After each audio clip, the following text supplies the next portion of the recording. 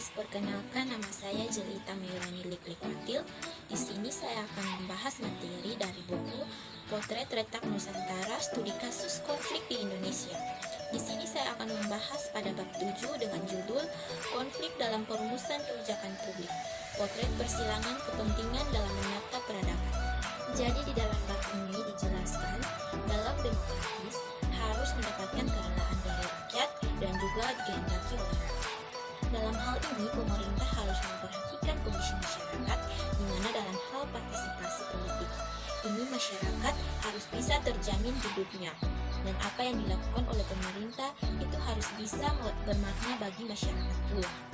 Nah, di sini kita dapat melihat bahwa setelah Jenderal Soeharto yang telah berkuasa selama kurun waktu 32 tahun menyatakan bahwa ia berhenti menjadi presiden. Nah, hal ini membuat banyaknya terjadi konflik. Salah satu perubahan penting yang patut dicatat dalam kurun waktu 5 tahun ini adalah perubahan sentralistik menjadi terdesentralisasi.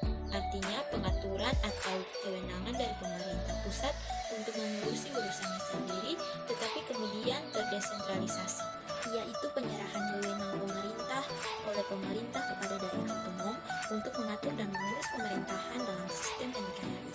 Dijelaskan juga bahwa masyarakat ikut bicara dalam hal ini.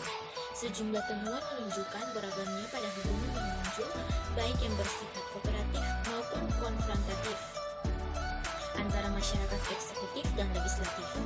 Nah, hubungan yang bersifat konfliktual muncul dalam berbagai macam golongan besar, yaitu satu antara masyarakat dengan negara atau pemerintah atau DPR, baik di tingkat pusat dan daerah.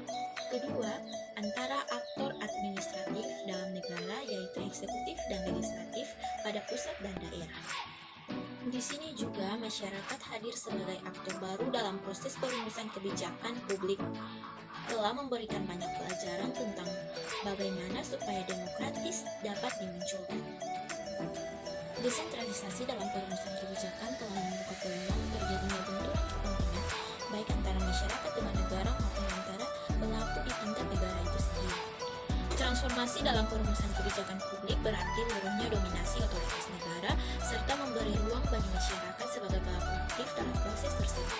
Mainstreaming masyarakat dalam perumusan kebijakan publik tidak lepas dari jargon partisipasi yang artinya kini menjadi kebijakan dalam upaya mendorong demokratisasi di negeri ini. Di sini juga dijelaskan yaitu menuju tatanan yang berkeadilan.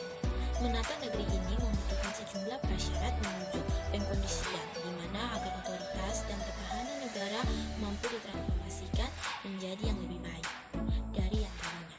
Maka haruslah peningkatan masyarakat dalam partisipasi transformasi menuju tatanan yang berkeadilan harus ditingkatkan. Pembahasan yang penting atau menarik dari bab ini yaitu menuju tatanan yang berkeadilan.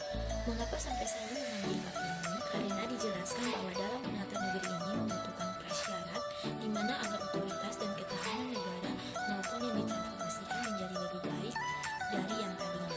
Nah, di sini juga disampaikan pokok-pokok materi muatan undang-undang atau peraturan daerah tentang partisipasi masyarakat.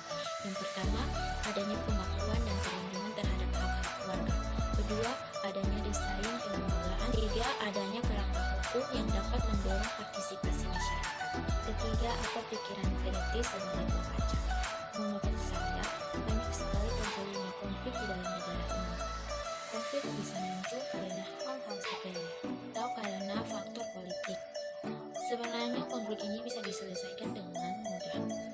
Namun jika yang satu tidak mau mengalah dengan yang lain, maka konflik itu akan terus berlangsung. Nah, di sini juga dijelaskan bahwa menuju tatanan yang berkeadilan, masyarakat dan pemerintah harus bisa bekerja sama agar transformasi negara ini dapat berlangsung dengan baik.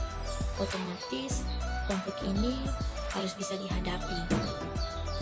Bagaimana caranya agar masyarakat dan pemerintah bisa menghadapi konflik ini sehingga dapat menuju pada transformasi negara yang baik. Demikian penjelasan singkat saya mengenai buku tersebut. Semoga dapat dipahami.